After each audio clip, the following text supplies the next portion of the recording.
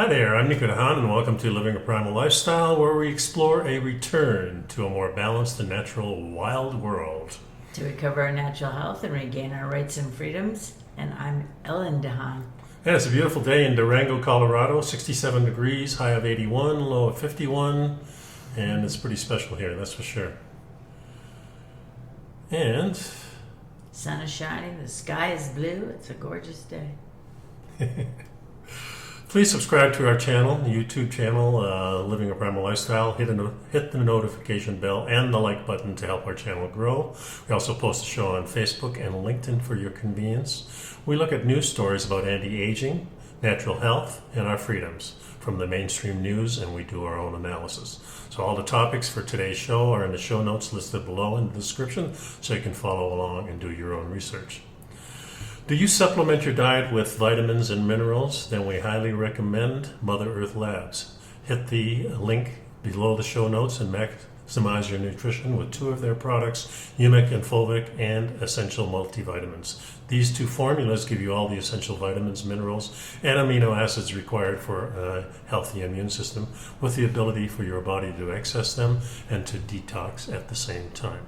They also make a great selection of other products that may interest you. Commercials out of the way, we're ready to go. How you doing today? Oh, great. Yeah. I'm doing fine. Yeah. I found this first article, A History of Breastfeeding and Formula Shaming. How did we get there? Pretty interesting. Yeah, it was fascinating. It reminded me a little bit of the whole thing that we went through with the injections that we get. The vaccinations. The measles and things like that is very similar. How it came about, and there was shaming involved in both things, whether you were pro or against it.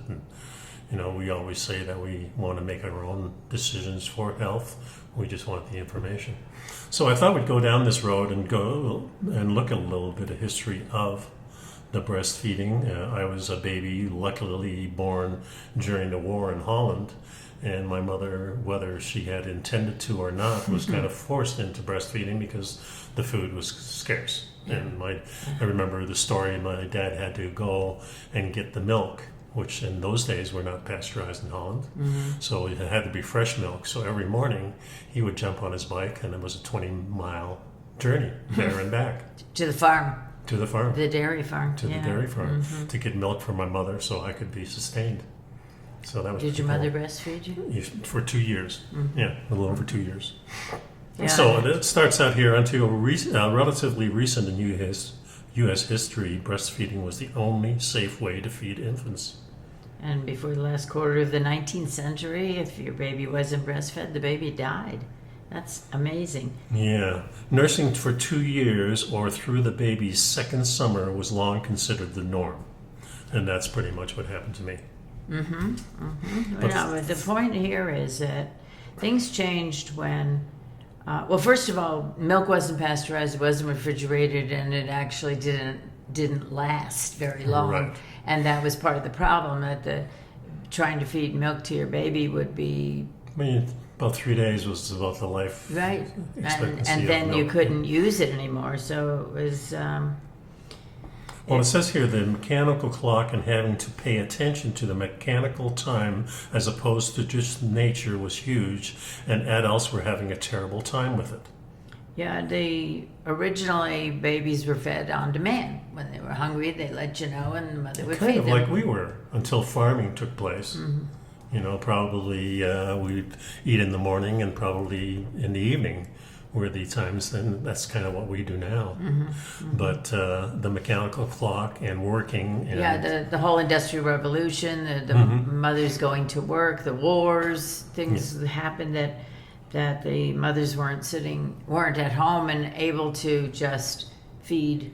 Yeah, so at that time you suddenly see in newspapers and women's magazines and infant care books the advice that if you can put a baby on a feeding schedule, they wouldn't have the same trouble that adults are having to adjust to the new world. And they started using machine metaphors for babies. Treat your baby like a machine. Feed the baby at a fixed time and convenient times. And then the other thing that happened was the more the mother nurses or pumps, the more breast milk she produces. But at the time, the doctors didn't understand that. They didn't understand the whole process and how it worked. Yeah, suddenly women were reporting in large numbers, I just don't have enough milk, I'm not able to breastfeed, because they were on this mechanical schedule and not on the natural system. Mm-hmm. And if you weren't, and in those days they didn't necessarily have the pumps either. Yeah. So, so it ended up that doctors were baffled, and a range of theories popped up as to why so many people were having trouble, or women. were having trouble breastfeeding. One idea was that humans were evolving and losing the ability to lactate. And another had to do with stress, living in the cities, because they had moved out of the farms and then were now living in crowded conditions in the cities. And then they, and actually there was a wild conjecture that some of the experts came up with, which was said education of women and girls for breastfeeding difficulties were blamed for breastfeeding difficulties, claiming if the girls were in school, as their bodies were developing during puberty, their breasts were competing with their brains for energy. A lot of theories. Oh my God. So then came the 20th century, and breastfeeding is what's called God's plan. As more women reported difficulty in breastfeeding, for the first time, breastfeeding became a medical problem. Doctors even labeled it, calling it the feeding question. Well, Well, the dilemma comes up if you can't breastfeed. What do you feed your baby? Your baby, Yeah. Because that was the only option. It's hard to kind of modern people coming up, who are born into this whole system where we're working on this mechanical clock. It probably seems kind of baffling that you wouldn't have a question. What do you feed the baby if you don't breastfeed? Because today we have the formula and a lot of Well, that was the thing. They had to actually at that time create a public health campaign to convince mothers to breastfeed, because so many people weren't breastfeeding. So many of the mothers weren't breastfeeding. Breastfeed. Or if they had to go to work, or and whatever it was. And the only alternative to that was to get a surrogate to do that for you. Right. A wet nurse. A wet nurse, Mm-hmm. yeah. Mm-hmm. So that was the only thing, because milk really went bad. It wasn't safe. It wasn't really safe. And the babies were dying, and refrigeration didn't exist. Ice was an expensive commodity. Cow's milk was often unsafe to drink by the time it made it from a rural farm to consumers in the city. So the doctors launched the certified milk movement and began to work with dairy farmers who would agree to produce milk under safer conditions, such as pasteurizing the milk, keeping it cold constantly, and sanitizing the milk bottles. Yeah, I remember when we first moved to Canada in 1951, one of the things that was still going on was this cart that would come along. The ice? The ice, yeah. Mm-hmm. And this is what you put in your freezer. You had an ice box. You had an ice box, and that's where it would go in. Ice went in the ice box. Yeah. That's where the term came from. Yeah. For anybody born recently who never heard that term before. Yeah. It was literally a box full of ice that kept things cold. Yeah, so then things kind of changed, and along came a prescription, a mathematical formula to the milk laboratory. You hand it to the chemist, and they give you this liquid back. It's based on a mathematical formula that doctors would tweak cow's milk to roughly mimic the percentages of protein, milk sugar, and fat in human milk.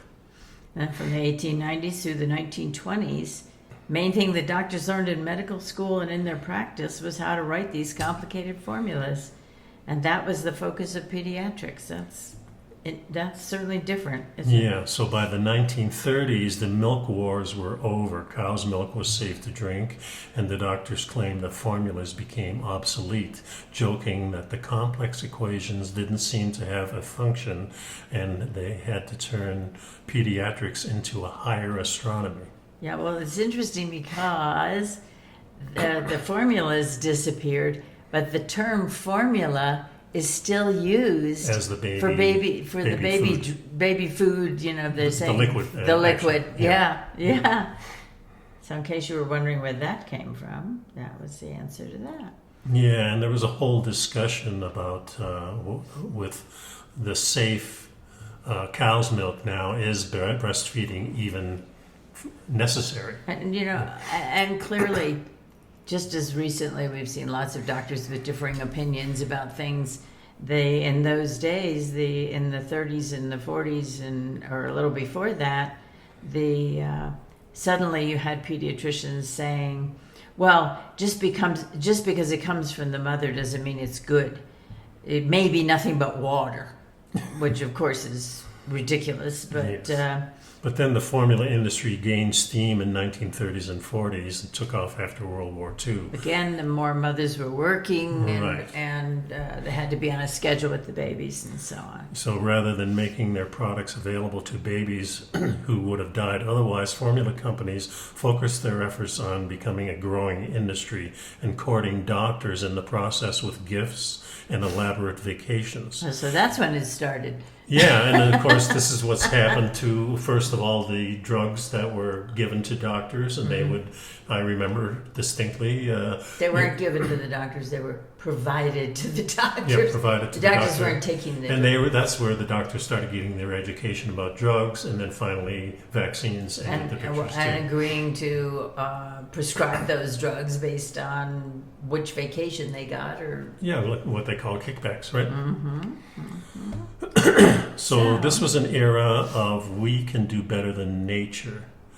The medical community became so dismissive of breast milk that by the mid-20th century, many women weren't even given the option to breastfeed. Now, this really Yeah. upset me when I read this. There's a quote here. It says, obstetricians assumed by the late 1950s mothers would not be choosing to breastfeed, so women were very often immediately after death given After birth. Sorry.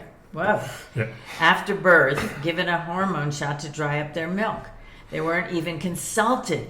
It was a part of the normal routine of after-birth care.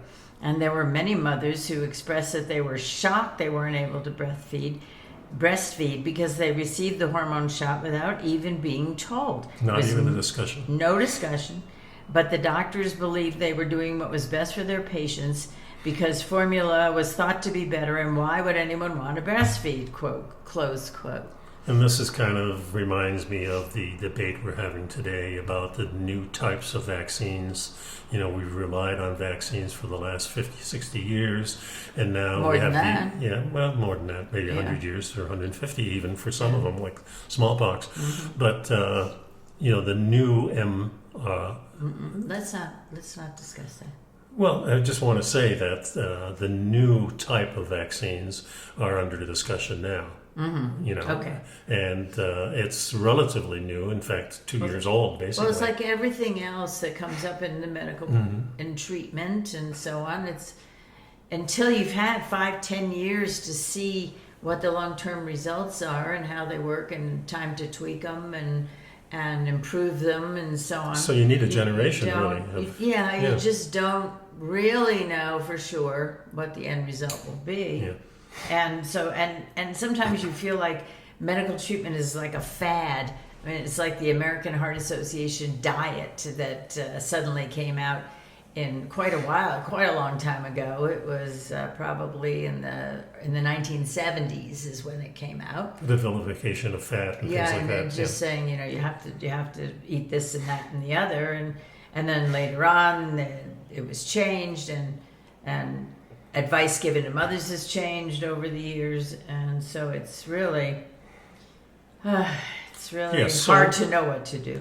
Yeah, so the 1970s come along, a grassroots movement began to bring back breastfeeding. This is the era I remember a lot because 1970s is when we started having children and stuff, maybe because of our ages, and we were out of school already. And then the question come up, do you breastfeed or do you not breastfeed? And So they said there were many ingredients went into the sudden surge of the popularity of breastfeeding. Largely that was going on in the society at large during the 1970s. The women's health movement began pushing against post-World War II norms, such as heavily medicated births, advocating for more bodily autonomy and control over health decisions. Yeah, really getting their life back in a sense. They're making their own decisions for how the baby was going to be born and how it was going to be fed. And the doctor giving a woman a shot to stop her milk. especially without permission. I mean, Is it, well, of course, without permission, is totally what was going on. Doctors were seen as infallible, as knowing everything, and if you didn't listen to your doctor, you were a fool, and nobody was consulting the women. kind of reminds you of today, Well, it's certainly, in a sense. in some ways, there are some times in our history since then that have gone right back to that. Yeah. So it's difficult. So this was the 1970s, and things were getting a little bit back to normal because they saw sort of an order to get breastfeeding more institutionalized. They would need to have experts on the side of healthcare who were, so the doctors were now advocating this. Some of the experts on Right. TV. This is when TV was getting really big, and the news was, something that everybody listened to, and this was coming across the news things that, hey, maybe nature does know what it's doing. Yeah, well, my sister-in-law has been a lactation consultant Yes. for decades, Yeah. and women have been having problems with breastfeeding during that time. She helps them. It's kind of the same as now people are having trouble even conceiving. Mm-hmm. So, we've got to get back to the more natural things to get this back, I think. So there's different organizations like the World Health Organization, United Nations Children's Fund, launched the Baby Friendly Hospital Initiative, which encourages breastfeeding immediately after birth by implementing steps like mothers and newborns rooming together. Well, part of it is because that colostrum that comes out at the very beginning of the breast It's milk so is critical for the immune system of the baby. Yeah. And this is what gives you your immune system for the early part of your life and maybe your whole life. Yeah, Who knows? exactly. But perhaps the biggest boom for breastfeeding in the U.S. came in 1997 when the American Academy for Pediatrics issued a policy statement recommending breastfeeding exclusively for the first 6 months of the baby's life. And it was new for them to be making those policy statements in favor of breastfeeding, but they were responding to the women pushing for their ability to breastfeed. Yeah.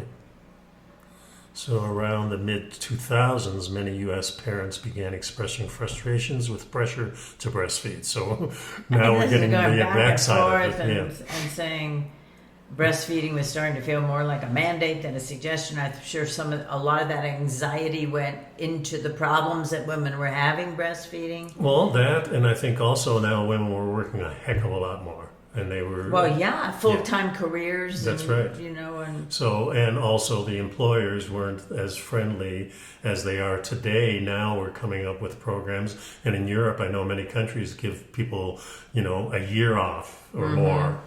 Well, and you certainly are not encouraged to bring your baby to work and breastfeed, Well, there are some companies, I remember back in the 80s and 90s, companies were allowing this, and I don't know whether that's changed. I don't know what it has to do with allowing and not allowing, realistically. I mean, if you need to breastfeed your baby and you need to work, you close the door to your office, or you go in the restroom, or get some privacy, and you.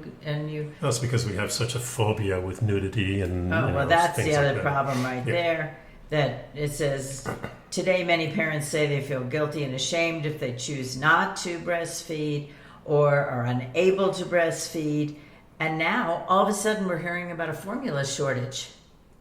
We do. And I'm not sure what that's all about. I actually have to look into that a little bit more. Well, what happened was, from my knowledge, is that a lot of these factories stopped because during the shutdown. So that is a problem that backs things up. And and the desperate parents. This was in early 2022, this year. Yeah. For some parents, their frustration was actually increased when on June 27th. The American Association of Pediatrics issued a policy statement updating their breastfeeding guidance, extending the recommended period from 1 to 2 years or more. And people were saying, wait, what the heck? We don't have paid family leave for longer than maybe 6-8 weeks, depending on the insurance coverage. And there's you don't have other workplace protections as a rule across the board. Well, I think the most devastating thing is where, the income was such, there was a big shift in the 60s. I think it was in the 60s, certainly 60s and 70s, where women started working more because it was necessary. Because in order to support your family, you couldn't do it on one income anymore. So the whole demographics changed, forcing people into the workforce, especially, women. Right. Some men took their place and stuff like that too. But so I think we're getting back to now understanding that the healthiest thing that we can do for our children is to set them up with a good breastfeeding for the first couple of years. If you can, yeah. I think what it comes down to is that people need to mind their own business. They don't need to shame anybody or give them dirty looks or make rude remarks to people. If a mother is breastfeeding and she's modestly covered, from her perspective, she's not sitting there, naked in the public square. And she's doing something completely natural. Yeah. And just like anything else, if you have purple hair, that's your business. It's not my business. Yeah, that's for sure. And it just, without that pressure, then some people will choose to breastfeed and some people will choose not to. And it'll work itself out. I think it will. Oh, that was a good segment. So the next segment is the reason this type of saturated fat found in butter isn't so unhealthy. So we know that for the last 50, 60 years, fat has been vilified in most forms. We still do mention omega-3s and omega-6s, and we do mention unsaturated fats, and we do like these oils that are made from seeds and things like that. Not us, but certainly the population, the general. Well, I think it's more the manufacturers that like it and pushing it on us. Okay. So the scapegoat in diet for years has been saturated fat, but also butter and health usually. Butter in particular, people say, "Oh, you got to use margarine, you got to use soy oil, you got to use all these other things. Don't eat butter; it's very bad for you." And but it seems that in fact, butter is not very bad for you. Well, your body breaks down fats into fatty acids to be used as energy, growth, and several other important functions. Fatty acids are classified as either essential or not essential. Essential means that your body cannot make them, and you must get them from food. And that you need to get them from food. That's true. There are two essential fatty acids that most people are familiar with. Those are omega-3s and omega-6. And the benefits of both are well known and taking up valuable real estate in any supplement aisle, they say here. Well, in 2020, a published study found that the saturated fatty acid in butter, which is C15-0, also called pentadecanoic acid, Good job. is the first essential fatty acid since omega-3 was discovered 90 years ago. And then there have been 30 plus studies done, and many years later, higher levels of the C15-0 have been linked to a myriad of health benefits, including reduced risk of type 2 diabetes, heart disease, and non-alcoholic fatty liver disease, as well as a longer lifespan. And a special note that this is a saturated fat, which they're still linking to cardiovascular disease and high blood pressure and things like that. This is still a problem. I think part of the problem is there were so many different kinds of fat. Well, not only that, remember we're talking about animal fat here, so really the health of the fat depends on the health of the animal, which means it depends on them eating the natural food. So if we're taking something like butter, which comes from cow milk, we would want the cow to be eating its natural food, which is grass and not grains. If we're talking about fat from the pig, which is really, really good fat, and it's been something that's been used over generations, especially with Europeans for cooking for everything. And we know it lasts a long time. We know it's good for you, and it's a saturated fat. And here, according to one study, they found that this C15-0 was better at reducing inflammation than omega-3. Yeah. So it is a type of fat that is anti-inflammatory, as most fats are, unless the fat itself has gone rancid And remember that all these oils that they are trying to get us to use usually get rancid before Now, what we does even get them. rancid mean? It means it's spoiled. It doesn't make you sick, but it doesn't give Well, you it the can. benefit. Oh, okay, depending on what Yeah, it is. when the thing is rancid, it's almost like burning toast. You know, so Oh, the potential for carcinogenics. yeah, things like that. So most of these seed oils, and you know, one of the things, if you look at olive oil, they're usually in a dark container. A dark green or black Yeah, bottle. and usually in smaller bottles, and this prevents the thing from going rancid. So the problem with most of the oils is they get rancid before they even leave the factory a lot of Or times. by the time they get to the Well, store, they're at least. processed usually under high pressure. They're processed under high heat a lot of times. A lot of times they're using solvents and things like that in them, which don't go away. So there's a problem there. Okay. Well, you know, it's interesting. Is at the end of the article, it says, thanks to a peer-reviewed study that was conducted in 2022, we may also be able to add managing depression and autoimmune diseases to the list of benefits from this special, from the C15-0. Yeah. As well as the need to reevaluate current nutrition guidelines on saturated fats. In addition to butter, C15-0 can be found in other dairy foods such as milk and cheese, some meat and fish, and some oils such as coconut and palm oil. Which are usually saturated fat. They're not the poofers that we're talking about. So next article is called Scientists May Have Just Figured Out Why You Prefer Certain Foods. Now, we've been talking for a few weeks about how your taste is influenced and what is... Well, taste drives nutrition. Yeah, and that you tend to eat the foods that you need. And we talked last week about the babies who chose... one baby who had rickets or something, or scurvy, I don't remember. We were talking about babies feeding themselves and choosing the food themselves and doing a rather good job of getting exactly what they needed. I always had said that, you know, because of my Dutch heritage, this is why I like the bratwurst, and I like the sauerkraut, and I like the paling, which is a eel that is smoked, and all these ethical foods give me a nice, warm, fuzzy feeling. Ethnic foods. They're They're ethical too, but ethnic. I think the point here of this article is that there are several different influences, and one of which, of course, is cultural, and how you're raised, and what your body, and then what your body is used to. In addition to that, they say the reason people love certain foods and dislike others is based off of your culture, your taste buds, or your exposure to the food as a child. And then now they're finding that it could also be linked to your genetics. That you are genetically programmed to like certain flavors. Now, my question is, in this, is your genetics because you have been brought up in Holland, or I have been brought up in Holland, and my ancestors have been there for 1,000 years, and we're eating this similar food. And we're eating the foods, and the bodies were thriving. And that's kind of what I'm thinking, but I'm not sure. Let's read very on. interesting.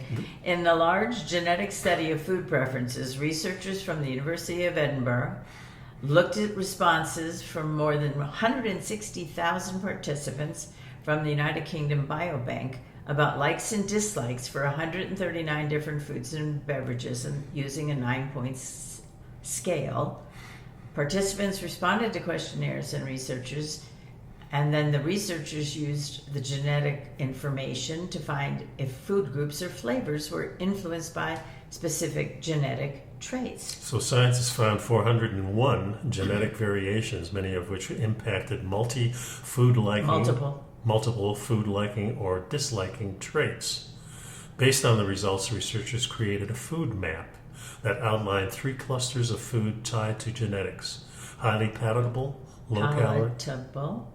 palatable, and low caloric and acquired foods. Yeah, so these include genetic components that made people lean towards the high calorie, which were the highly palatable foods, like meat, dairy, and sweets. Another genetic component was linked to those who like strong tasting foods, which was an acquired taste, like alcohol and pungent vegetables. The third group of genetics is linked to people who are drawn to fruits and vegetables, which are low caloric. Yeah, so researchers noted that those who had genetics tied to one category of food also shared genetics on specific health traits. So, for example, people who typically enjoyed high palatable foods also carried gene variations connected to the increased risk of obesity and lower activity levels. Yeah, so we're again, high palatable or the meat, dairy, and sweets. So overdoing anything with high calories would put you at risk for obesity. Whereas people who enjoyed strong tasting foods often were genetically predisposed to lower cholesterol levels and higher physical activity, but a higher chance of high alcohol or intake of smoking. And those who leaned towards fruits and vegetables were genetically predisposed to perform more physical activities. Well, if you're obese, you're not gonna be as active. Because it's more difficult. It's more difficult, yeah. So, all right. And the research indicated those who were genetically predisposed to like vegetables didn't necessarily like all vegetables. They found a weaker link to enjoying salad vegetables, cooked vegetables, and some stronger tasting vegetables like spinach and asparagus. And additionally, researchers indicated those who were predisposed to turn to higher calorie, more palatable foods may have more going on than just genetics. And they hypothesized that after MRI scans, that this may be more likely linked to the part of the brain involved in pleasure processing. Yeah. We were listening to a podcast the other day with Danica Patrick and the carnivore guy talking about vegetables and fruits and things like that. And he was saying that we're naturally disposed to eat fruits because they're out in the wild and they come at certain times. They're not there very often. When they're there, they're very much a treat and they're sweet. Whereas vegetables, and he broke it down saying leaves and stems and stalks and roots out in the wild are just so bitter, people don't eat those things. We have learned to use these things because of the stuff we put on them and how we cook them to death and things like that. He says, so from his perspective, the meat and the fruit and the other things, honey, are the natural things we should be eating. But things like vegetables were kind of pushed on us because maybe people were running out of the... We needed sustenance, what do you call it? Survival food. Yeah, survival foods. And we developed these over the last couple of thousand years. And usually what people like is what they put on them. So it's a vehicle for salad dressing or a vehicle for sauce. Yeah, so we always ask the question, do you like a vegetable because of what you put on it, not because it's just the vegetables? It's full of seasonings and maybe some sugar and maybe some salt. And I kind of agree with that whole thing. Vegetables are a secondary thing. Fruit, you can understand why people do it, but vegetables just don't really taste good. We made them taste better as we've gone along. Well, yeah, they've been bred over the years. But I always, things, why I don't like them is my parents made me eat them. So I do like some vegetables, don't get me wrong, I do. I like vegetables, I eat them. We eat a little bit here. Yeah, I like them. We have the ones that make you feel kind of good inside, not because you're eating them, because maybe they're traditional. Maybe the comfort food. They're comfort foods, or because of a special occasion, that type of thing. Okay, the next article, the unsettling connection between meat and microplastic. And we have been talking about the ubiquitous microplastic bits and pieces and nanoparticles that are in absolutely all the air you breathe, all the water you drink, all the everything you eat. Yeah, but all we over the planet. Talk about it in meat. Now we're getting more specific here. Yeah, and the way they frame it is that it's in the blood of the animals. It's in our blood. It's in the blood of the animals. So we're going to be eating it because naturally the blood is in the animal meat. Microplastics, pieces of plastic smaller than the eye can see, have infected every essential element of this world, from the deepest depths of the ocean to the air we breathe. And in March 2021, researchers at a university in Amsterdam reported for the first time microplastics were found in the blood of humans. And there's obviously, if there's microplastics in all the animals in food, and we eat the animals. And it's in the air, so we're going to do it. So in July of 2022, the same VUA researchers that detected plastics in human blood ran the same blood tests on both pigs and cows.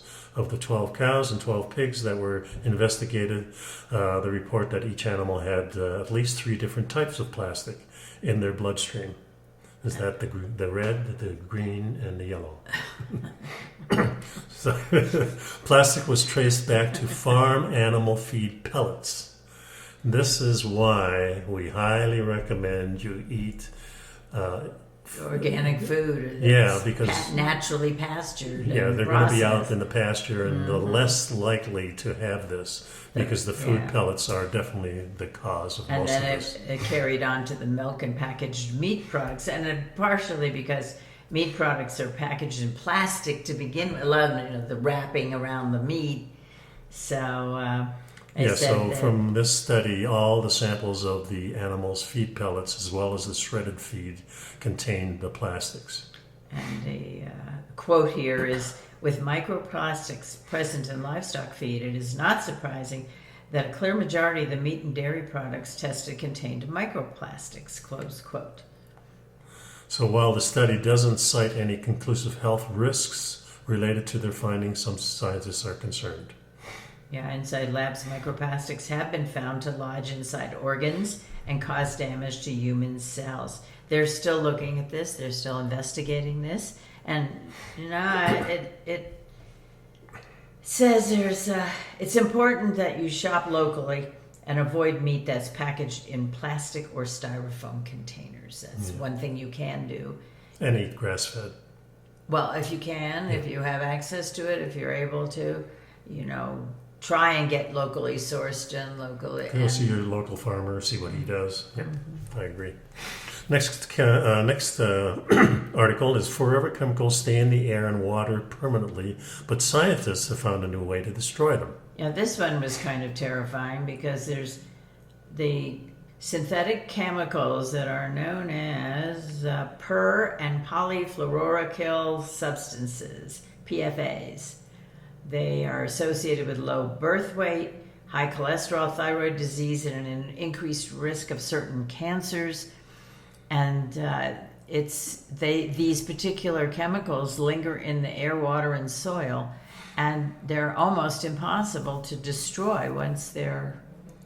Yeah, previously the only operational way to break down these PFASs was to expose the particles. PFAS instead of PFOs, I guess, Right. was exposed to the particles to extreme high temperatures, sometimes above 1800 degrees Fahrenheit in an incubator. An incinerator. Yeah. But that energy-intensive process is still releases chemicals in the environment. It's so like you're back. The cure is worse than the disease. So there's a new method, and it appears to be safer and more energy efficient. The Northwestern scientists University. added the PFAS molecules to a solution of lye and dimethyl sulfoxide. Yeah, and expose them to temperatures up to 248 degrees. So that's a lot of difference in degrees there. From 1800. So the chemicals degraded into fluoride ions and other harmless byproducts. Now, here's the thing. The question is, right now, they can filter the PFAs out of the water, but then they need to be destroyed. And if they're dumped in a landfill or tossed in an incinerator, they can still pollute the environment.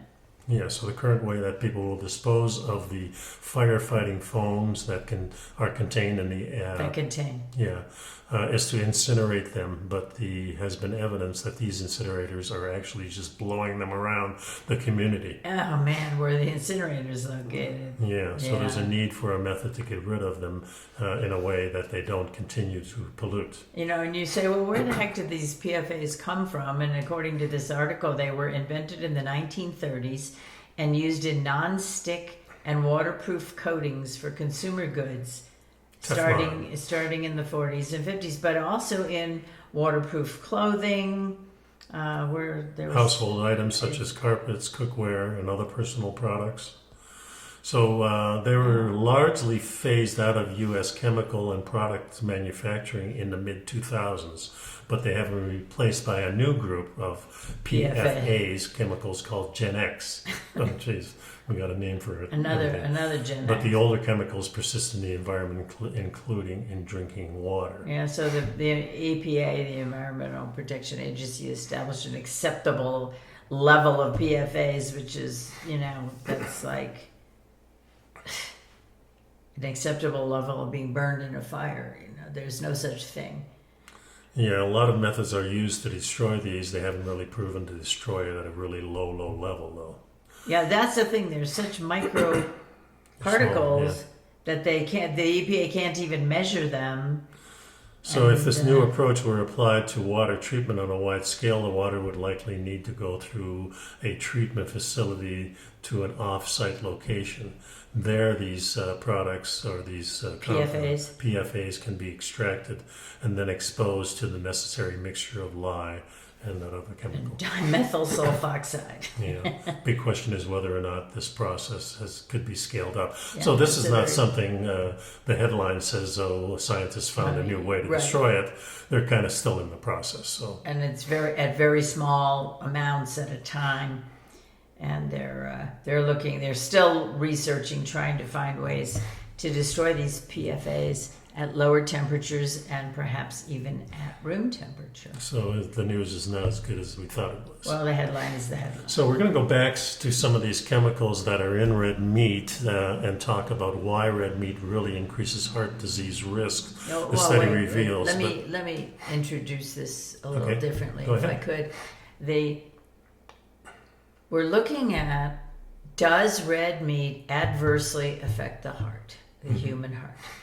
And so you found a couple of articles that address this, one of which seems to say, it's terrible for heart disease risk, and the other one of which says it could actually help your heart. So that's when we started delving in and reading and saying, well, okay, wait a minute. What are they actually talking about? And how are they doing these experiments? Yeah. So according to the World Health Association organization, CVD, which is cardiovascular disease, is the number one cause of death in the world. In fact, it says that it's responsible for almost 18 million global deaths every year, with about 655,000 deaths in the U.S. alone. So diabetes, tobacco use, obesity, inactivity, excessive alcohol, and a diet high. Slow down on this one. This sentence is important. Yeah, a diet high in sugars, salts, and fats all increase a person's risk of developing cardiovascular disease. So just again, diabetes, tobacco use, obesity, inactivity, excessive alcohol consumption, a diet high in sugars, salts, and fats all increase a person's risk of developing CVD. Nowhere does it say red meat. Yeah, that's true. In there. But so now the experts are turning their attention towards red meat. So red meat has one of the highest saturated fat contents of any food, and that's true. But it isn't even the saturated fat content that scientists are concerned about at this time. Again, it isn't the saturated fat content. Right. Okay. Another chemical might be to blame for heart disease, and your body produces it naturally. Oh, goody! The body makes it on its own, and it's gonna cause heart disease. That makes zero sense. And they say that fish, poultry, and eggs do not increase the test subject's risk for developing this. So the culprit in this, it says, is the digestive enzyme, which I don't even think it is. But it says here that when a person eats red meat, it stimulates microbes in the stomach to produce a chemical called L-carnitine. Now, L-carnitine, as far as I know, is an amino acid. It is an amino acid. It's not a digestive enzyme, although I'm sure it helps in digestion. And so it's naturally produced by the human body. Right. In small quantities. So which in turn produces another chemical, which is trimethylamine N oxide. Which is TMA. AO. Briefly. Sounds like a texting abbreviation. It is indeed. Thank goodness for texting. So the high levels of this in the blood are directly linked to a higher risk of heart disease, and it's produced when the body tries to digest red meat. And there are other contributors. Then all of a sudden there are other contributing factors like inflammation, high blood pressure, and cholesterol not associated with TMAO. Exactly. This article is all over the place, jumping back and forth. Yeah, and then it says, of course, other foods, healthy foods can eat. Thing. Anyway, I found, I wanted to go down the rabbit hole. Let's see what this enzyme that they were talking about, knowing full well that it's a amino acid. So yeah, L-carnitine. L-carnitine is a review of benefits, side effects, and dosage, and this comes from healthline.com. So it is a natural occurring amino acid derivative that's often taken as a supplement. It's also used for weight loss and may have an impact on brain function. But now we're talking about it, that it says it is L-carnitine is a nutrient. It's a dietary supplement. It plays a crucial role in the production of energy by transporting fatty acids into your cell's mitochondria. Mitochondria acts as an engine within your cell that burns the fat to create usable energy. Yeah, so this is a fatty acid, so it's a fat. It's very important to your body to be able to create energy from... Yeah, and it produces the L-carnitine out of amino acids lysine and methionine. For your body to produce it in sufficient amounts, you need plenty of vitamin C also. And in addition, the L-carnitine produced in your body, you can also obtain small amounts by eating animal foods like meat or fish. Small amounts again. Yeah. Okay. So and vegan or people with certain genetic issues may be unable to obtain or have this product. Or produce enough of it naturally, and that makes L-carnitine a conditionally essential nutrient. Yeah. So for most people, the L-carnitine seems to be most effective for general use. However, you should always pick the form that's best for your personal needs. Well, it talks about four different kinds, and one, let's see, acetyl L-carnitine is supposed to help your brain, and it may benefit people with neurodegenerative diseases. Propionyl L-carnitine is for circulatory issues such as peripheral vascular disease and high blood pressure. It may boost production of nitric oxide, which improves blood flow. And then L-carnitine L-tartrate is commonly added to sports supplements because it's rapidly absorbed, and it may aid in recovery and amelioration of muscle soreness. Yeah, then there's the D-carnitine. Yeah, this inactive form may cause carnitine deficiency in your body by inhibiting the absorption of other forms. Yeah, so we don't want D. We don't want a D, right? Yeah. So the main role in your body involves mitochondrial function and energy production. 98% of your L-carnitine stores are contained in the muscles, with trace amounts in your liver and blood. Yeah. And it may increase your mitochondrial function. Mitochondrial. Yeah, which plays a key role in disease and healthy aging. And new research illustrates that potential benefits of this in different forms may be used for various conditions, including heart disease and brain diseases. So it gets very confusing to read these things because in one instance it's saying you're going to die, and the other one says it's great for you. So so toward the end of the article it says L-carnitine may benefit brain function. Some animal studies suggest that the acetyl form may help prevent age-related mental decline and improve markers of learning. Human studies indicate that taking acetyl L-carnitine daily helps reverse the decline in brain function associated with Alzheimer's and other brain diseases. And this acetyl L-carnitine also exhibited similar benefits for general brain function in older adults who did not have Alzheimer's or other brain conditions. And then it talks about heart health. And it says that some studies have demonstrated potential for reducing blood pressure and the inflammatory process associated with heart disease. So now they're telling you that it's really good for your heart So I think the red meat thing, it's been debunked for so long. And remember that our ancestors ate a lot of red meat. They may only have eaten red meat in a lot of... and somehow they managed to exactly. evolve and grow and keep on producing. And We're here, aren't we? We're here. Okay, so let's go on to the last article. This found this interesting. 1 million square feet of LA roads are being covered with solar reflective paint. And what they're trying to do, of course, is reduce the reflected heat. Yeah, because in cities, you've got a lot of reflection there. Yeah, because there's so much hard surface that covers up the natural ground for the earth to breathe. And it reflects, the dark asphalt just reflects the sun. Well, absorb. The dark would absorb it. Yeah, but and radiates it radiates the back. heat. Exactly. To combat the so-called urban heat island effect, some cities are now retrofitting public buildings into climate shelters, while others are planting thousands of trees. But in Los Angeles neighborhood, they're turning to solar reflective paint. Pretty cool. They got some good pictures on here, and this is, there's a lot of people doing artwork on the streets and stuff like that. So if they start using they this, talked about climate shelter just for a second that you mentioned it, and so I clicked on the link, and it's talking about in Barcelona, Spain. They're looking at, they're trying to find ways to keep people cool. And since 2020, the city's been setting up a network of climate shelters. It's a mix of existing municipal facilities and public spaces marked with a sign at the entrance, pinned on an online map, and made available to residents who need to stay cool during high temperatures.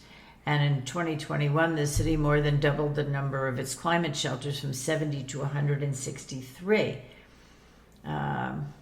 So it's Spain temperatures hit a record 117 degrees Fahrenheit, and they're talking about trying to find, they say that the climate change has a disproportionate impact on vulnerable populations, and so they're trying to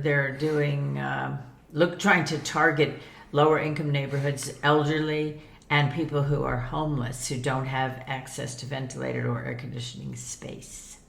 Yeah, so there's a team in LA behind the GAF Cool Community Project. Just finished painting a whopping 1 million square feet of roads, playgrounds, and parking lots in the LA area. The paint comes with special additives that reflect infrared light, meaning painted pavement ends up absorbing less heat. Yeah, it's cool because they show a lot of pictures, and some of these are really beautiful murals and artworks. And local artists have been commissioned to design a series of colorful murals on basketball courts, a school playground, and a parking lot. So the initiative comes on the heels of a series of dangerous heat waves in the U.S. affecting more than 16 million Americans. So painting streets may not be the silver bullet that fixes urban heat island effect, but it already cooled the surface about 10 to 12 degrees in that local area. That's pretty cool. Yeah, it is. They're still trying to do a lot of research based on the results to see how much the cooler surfaces will bring the temperature down as a whole in that neighborhood. Yeah, it's not the first time cities have turned to paint to reduce heat. Typically, the paint is white, like in New York City, where about 10 million square feet of rooftops have been painted in the past 10 years. Another thing they could do, of course, is use the roof to plant trees. Yeah, plant, sure. Yeah. Well, as long as it doesn't interfere with the AC. We have to build structures that are sufficiently sound and designed to hold the weight of the dirt and the planters or the plants themselves. Yeah. But you do see, I remember we were in Boston quite a number of years ago, and there was at least one high-rise building downtown that had trees and bushes on the top, on the roof we could see from the street. You know. For now, the data is anecdotal. He says when they measured in the middle of the day, the team noticed a 30-degree difference compared to untreated pavement. Over the next 2 years, the company will gather weekly data on the surface temperatures throughout the neighborhood. Yeah, the concept relies on a special kind of coating called invisible shade. Invisible shade comes with additives that don't just reflect the visible light like the conventional white paint, but also reflect infrared light. And sunlight consists of both types, but the infrared light accounts for most of the heat. Yeah. That would be interesting to keep an eye on this over the years and see where it goes. I'm sure we'll come up with good ways of doing it, especially while the weather is still Of course, like this. another good way would be just simply have more green spaces and not cover everything with cement and asphalt. You Yeah, know? that's true. So this weekend we're going to an suspicious observer Meet and greet. meeting and greeting in Colorado Springs, just outside of Colorado Springs. And we're going to be seeing Ben and Kat Davidson. And spend Friday evening with them and a bunch of observers. If you don't know about Ben, and his website is suspiciousobservers.org. You can look at Suspicious Observers on the YouTube channel also. And spaceweather.com. Spaceweather.com. He gives just about every morning a briefing on the sun's activity and how it affects the climate here on Earth. Not only the climate, but also things like earthquakes and Tropical storms and things like that. yeah, I think Anyway, very interesting site. He's got a whole series of videos on the disaster prediction, which we've talked about. Yeah, the cycle, which we've talked about. So it's just interesting. We love seeing Ben and Kat, of course, and the people there are always pretty nice. We had last year we went to a function, I forget when it was. It was last November or something like that. October? Yeah, I'm not sure.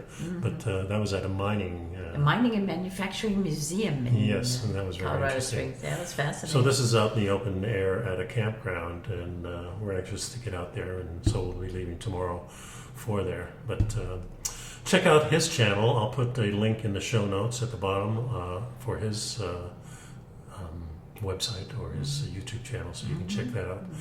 And we'll be back next week, so thanks for sticking around. Have a good week. Bye-bye now.